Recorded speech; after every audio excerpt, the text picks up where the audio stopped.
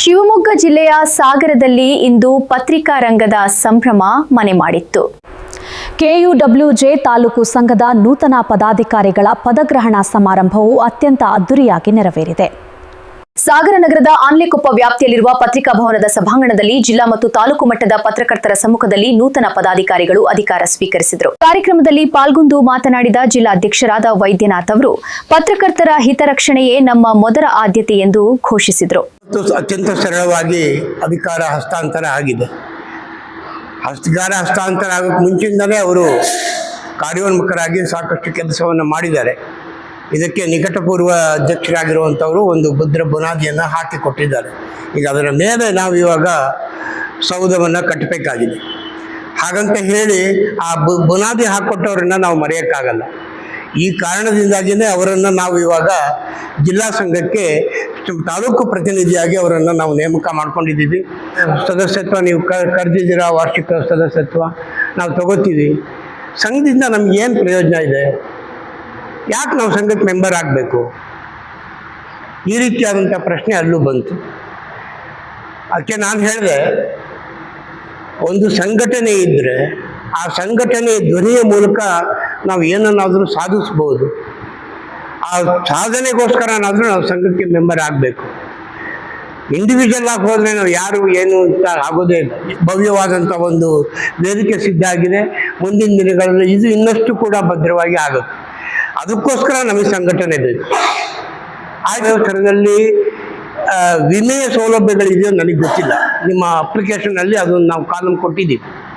ಯಾರಿಗೆ ಯಾವುದಾದ್ರೂ ವಿಮೆ ಸೌಲಭ್ಯಗಳನ್ನು ನೀವು ಪಡೀತಾ ಇದ್ದರೆ ಅದರ ವಿವರಗಳನ್ನು ಕೊಡಿ ಅಂತ. ಇದ್ರ ಉದ್ದೇಶ ಇಷ್ಟೇ.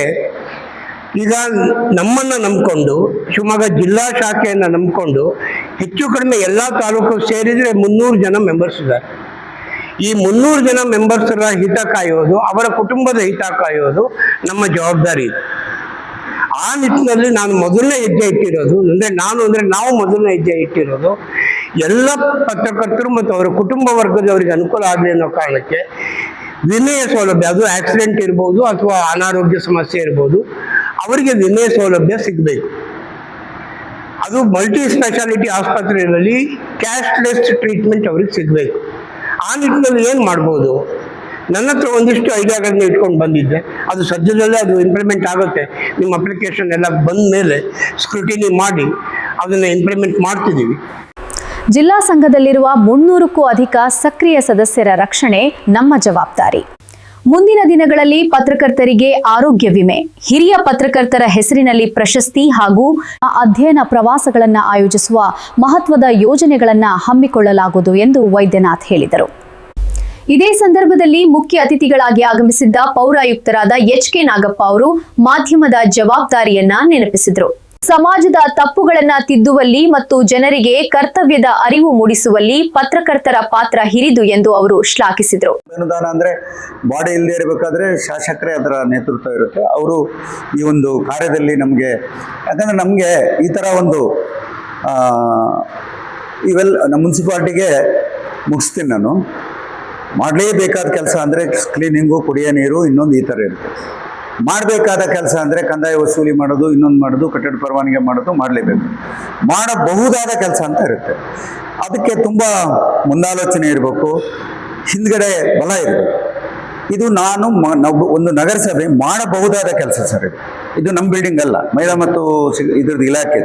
ಒಂದು 15 ಲಕ್ಷ ದುಡ್ಡು ತಂದು ಇಲ್ಲಿ ಹಾಕಬೇಕಾದ್ರೆ ಗೋಪಾಲಕೃಷ್ಣ ಅವರು ಇದ್ದಾರೆ, ಒಬ್ಬರು ಶಾಸಕರು, ಇನ್ನೂ 5 ವರ್ಷ ಇದೆ, ಬರ್ತದೆ. ಅದು ನಿಮಗೆ ಬರಲ್ಲ, ನನಗೆ ಬರುತ್ತೆ. ಅದು ಹೆಂಗೆ ಹಾಕ್ತೀರಿ ದುಡ್ಡು, ಏನು ಮಾಡ್ತೀರಿ? ಅವ್ರು ಹೇಳಿದ ತಕ್ಷಣ ಆಗ್ಬಿಡುತ್ತಾ? ಅದು ಕಾನೂನಲ್ಲಿ ಇದೆಯಾ? MJR ಅವರು ಇರುತ್ತೆ. ಆದರೆ ಅವ್ರು ಇರ್ತಲ್ಲ. ಇನ್ನೇನು ಹೆಚ್ಚು ಅಂದರೆ DC ಹತ್ರ ಹೋಗು, ನಮಗಿರುತ್ತೆ. DC ಬಿಡಿ ಸರ್, ಅವನೇನು ಮನೆ ಕಟ್ಕೊಂಡಿಲ್ಲ, ನಮ್ಮ ಇಡೀ ತಾಲೂಕಿನ ಪತ್ರಕರ್ತರಿಗೆ ಒಂದು ಇದು ಕೊಟ್ಟಿದ್ದಾನೆ. ಅಂದರೆ ಇದರಲ್ಲಿ ನಂದು ಯಾವುದೇ ದೊಡ್ಡ ತ್ಯಾಗ ಇಲ್ಲ. ಆದರೆ ಅವಕಾಶ ಸಿಕ್ಕಾಗ ಸ್ವಲ್ಪ ಎಕ್ಸ್ಟ್ರಾ ಯೋಚನೆ ಮಾಡಬೇಕಾಗುತ್ತೆ. ಅದೊಂದು ನಾನು ಸಣ್ಣ ಪ್ರಯತ್ನ ಮಾಡಿದ್ದೀನಿ, ಬಿಟ್ಟರೆ ನಂದೇನಿಲ್ಲ. ಈಗ ಸೀಲಿಂಗನ್ನು ಅವ್ರು ಮಾಡಿಕೊಡ್ತಾರಂತೆ, ಮಾಡಿಕೊಡ್ಲಿ. ಶೌಚಾಲಯ ಇನ್ನೊಂದಾಗುತ್ತೆ. ಅದಾದಮೇಲೆ ಇಲ್ಲೊಂದು ರೂಮು, ಒಂದು ಸ್ಟ್ಯಾಂಡಿಂಗ್ ಫ್ಯಾನು, ಪೇಪರ್ಸ್ ಅಂತೂ ನಿಮ್ಮವೇ ಇರ್ತದೆ. ಒಂದು ಸಣ್ಣ ಲೈಬ್ರರಿ ಥರನೂ ಮಾಡ್ಕೋಬೇಕು. ಅಂದರೆ ಸಂಜೆ ಒಂದು 5:30 6 ಗಂಟೆ ಅಷ್ಟೊತ್ತಿಗೆ ಪುರ್ಸೋತಿದ್ದರು ಪತ್ರಕರ್ತರೇ ಆಗಬೇಕಾಗಿಂತ ಇಲ್ಲ. ಬೇರೆಯವರು ನಿಮ್ಮ ಸ್ನೇಹಿತರು ಬಂದು ಇಲ್ಲಿ ಕೂತ್ಕೊಳ್ಳೋಂಥ ವ್ಯವಸ್ಥೆ ಮಾಡೋಣ, ಕುಡಿಯೋ ನೀರಿಗೆ ಇನ್ನೊಂದಕ್ಕೆ ಮಾಡೋಣ ಅಂತ ಹೇಳ್ತಾ ನನಗೆ ಇಲ್ಲಿ ಕರೆಸಿ ತಾವು ಇಷ್ಟೊಂದು ಅವಕಾಶ ಕೊಟ್ಟಿದ್ದಕ್ಕೆ ನಿಮ್ಗೆಲ್ಲರಿಗೂ. ಕಾರ್ಯಕ್ರಮದ ಅಧ್ಯಕ್ಷತೆ ವಹಿಸಿದ್ದ ಮಹೇಶ್ ಹೆಗಡೆ ಅವರು ಮಾತನಾಡಿ, ಶಾಸಕರು ಮತ್ತು ನಗರಸಭೆಯ ಸಹಕಾರದಿಂದ ಲಭ್ಯವಾಗಿರುವ ಈ ಸುಸಜ್ಜಿತ ಕಟ್ಟಡವನ್ನು ಬಳಸಿಕೊಂಡು ಸಂಘವನ್ನು ಮತ್ತಷ್ಟು ಎತ್ತರಕ್ಕೆ ಕೊಂಡೊಯ್ಯುವ ಭರವಸೆ ನೀಡಿದರು. ಜಿಲ್ಲಾ ಮತ್ತು ತಾಲೂಕು ಸಂಘದ ಪ್ರಮುಖರಾದ ರೋಹಿತ್, ಜಿ ನಾಗೇಶ್, ರವಿ ನಾಯ್ಡು ಸೇರಿದಂತೆ ಹಲವು ಮುಖಂಡರು ಭಾಗವಹಿಸಿದ್ರು. ಎಂಜಿ ರಾಘವನ್ ಅವರು ಸ್ವಾಗತಿಸಿದ್ರೆ, ದೀಪಕ್ ಸಾಗರ್ ಕಾರ್ಯಕ್ರಮವನ್ನ ಅಚ್ಚುಕಟ್ಟಾಗಿ ನಿರೂಪಿಸಿದ್ರು. ನಾಗರಾಜ್ ಅವರು ವಂದನಾರ್ಪಣೆ ಮಾಡಿದ್ರು.